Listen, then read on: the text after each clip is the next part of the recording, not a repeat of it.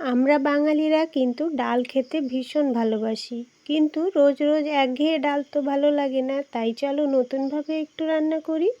এদিকে কড়াইয়ে একটু সর্ষের তেল দিয়ে দিয়েছি অল্প একটু হলুদ গুঁড়ো, আর একটা আলু একটা গাজরকে কিউব করে কেটে একটু ভেজে নিলাম। এর মধ্যে মুসুরির ডালটাকে ধুয়ে রেখেছিলাম, সেটা দিয়ে দিলাম।